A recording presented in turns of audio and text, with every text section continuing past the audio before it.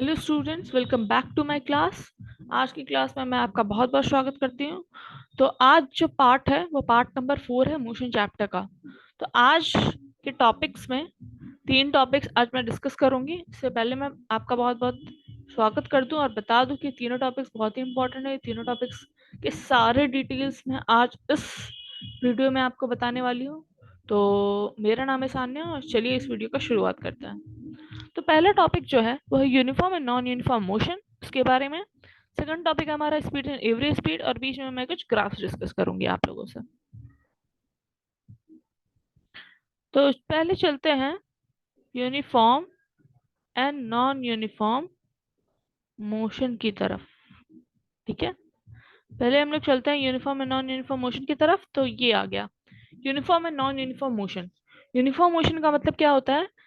कोई भी ऐसा मोशन जिसमें कि इक्वल डिस्टेंस ट्रेवल हो रहा है इक्वल इंटरवल्स ऑफ टाइम में। ठीक है, ये तो बात हो गई यूनिफॉर्म मोशन की। उससे पहले आप समझ लो यूनिफॉर्म का मतलब क्या होता है। आपका स्कूल जाते हो तो आपके स्कूल का एक यूनिफॉर्म होता है। तो यूनिफॉर्म जो होता है वो क्यों होता है? ताकि सारे बच्चों को एक नजर से इक्वली बताया जा सके कि ये मेरे स्कूल के बच्चे हैं। उस स्कूल के जो हेड मास्टर या प्रिंसिपल जो भी है, यूनिवर्सिटी जहाँ भी हैं आप लोग, तो वहाँ के जो डीन है या प्रिंसिपल है वो आपको बता सके कि मेरे स्कूल के बच्चे हैं, प्राउडली कह सकें। तो यूनिफॉर्म इसीलिए होता है, ठीक है, डिस्टिंग्विश करने के लिए दूसरे स्कूल के बच्चों से। यहाँ पे यूनिफॉर्म मोशन का मतलब क्या है? Equally, equal distance in equal intervals of time. ठीक है, इक्वल इंटरवल्स ऑफ टाइम में इक्वल डिस्टेंस अगर आप ट्रेवल कर रहे हो, जैसे फॉर एग्जांपल 10 मीटर पर सेकेंड आपका स्पीड है, तो अगर ये कांस्टेंट स्पीड है तो आप हर सेकंड में 10 मीटर ट्रेवल कर रहे हो। ठीक है, उसके बाद बात आती है नॉन यूनिफॉर्म मोशन की। नॉन यूनिफॉर्म मोशन जस्ट इसके ऑपोजिट है। नॉन यूनिफॉर्म मोशन में क्या होता है?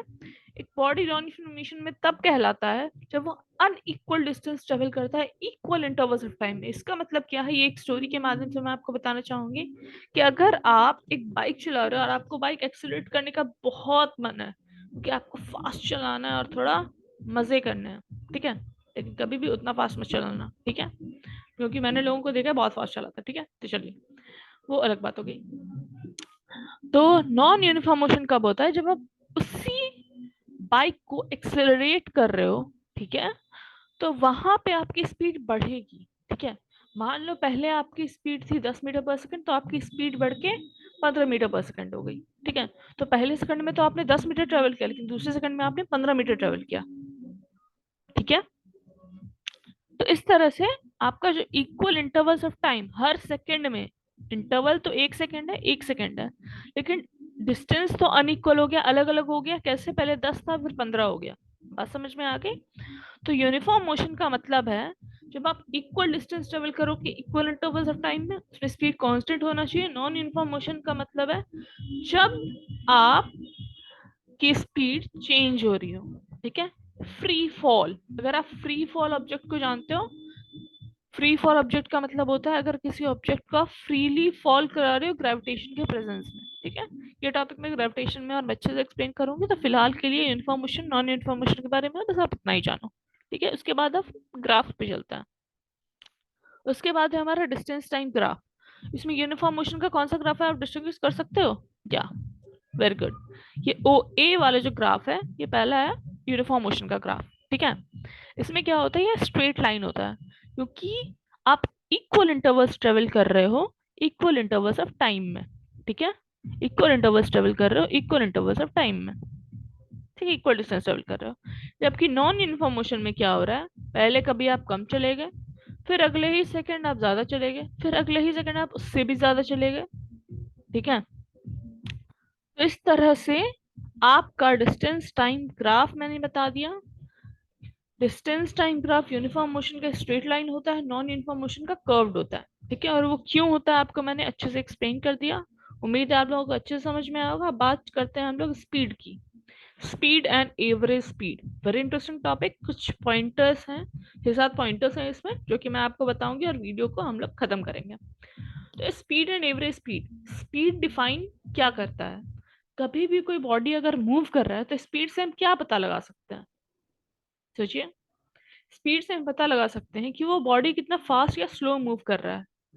क्योंकि अगर आप एक रेस में जा रहे हो और वहां पे कोई बोलता है कि उसकी स्पीड बहुत ज्यादा है, फर्स्ट वाला जो मेरा जो फ्रेंड है उसकी स्पीड बहुत ज्यादा है, तुम्हारा जो फ्रेंड है उसकी स्पीड बहुत स्लो है, तो उसकी स्पीड कम है, ठीक है। तो कोई स्पीड डिफाइन क्या करता है, कोई भी बॉडी कितना फास्ट या स्लो मूव कर रहा है। अब अगर फिजिक्स के टर्म में इसका डेफिनेशन आप जानना चाहो तो speed of a body is distance travelled per unit time. एक स्पीड होता है बॉडी का, कितना डिस्टेंस वो ट्रेवल करता है पर यूनिट टाइम, इसका फॉर्मूला लिखा हुआ है, आप लिख सकते हो, नोट डाउन कर सकते हो। और ऐसा यूनिट इसका होता है मीटर पर सेकेंड, ठीक है। इसका ऐसा यूनिट होता है मीटर पर सेकेंड, क्यों? क्योंकि डिस्टेंस का ऐसा यूनिट है मीटर, क्योंकि लेंथ का होता है मीटर और टाइम का होता है सेकेंड, ठीक है। इसलिए इसका ऐसा यूनिट है मीटर पर सेकेंड। और वेरी इंपॉर्टेंट नोट, अगर आपने मेरे पिछले वीडियोस को देखा है और अगर आपने नहीं देखा है तो आप जाके पार्ट 3 और पार्ट 2 जरूर देखो, क्योंकि उसमें मैंने स्केलर और वेक्टर क्वांटिटी के बारे में डिस्कस किया है, ठीक है। तो स्पीड कैसी क्वांटिटी है ये आपको बताना है। तो स्पीड एक स्केलर क्वांटिटी है, क्यों? क्योंकि इसके पास मैग्नीट्यूड है बट नो डायरेक्शन। कभी आप बोलते हो कि वो उसकी जो बाइक है या उसकी जो कार है 40 किलोमीटर पर आवर की स्पीड से टुवर्ड्स ईस्ट जा रही है, वो डायरेक्शन आप अलग से बता सकते हो कि वो टुवर्ड्स ईस्ट जा रहा है या किसी डायरेक्शन में कहीं कोई डेस्टिनेशन को ट्रेवल कर रहा है, तो वो पटना जा रहा है या फिर दिल्ली जा रहा है या कहीं और सिटी में जा रहा है, इंदौर जा रहा है, कहीं भी किसी भी सिटी में जा रहा है। लेकिन कभी भी आप इसकी स्पीड के साथ डायरेक्शन नहीं अटैच कर सकते, ठीक है, क्योंकि एक स्केलर क्वांटिटी, स्केलर क्वांटिटी में क्या होता है, सिर्फ मैग्नीट्यूड होता है। So speed is a scalar quantity, it has no direction, ठीक है।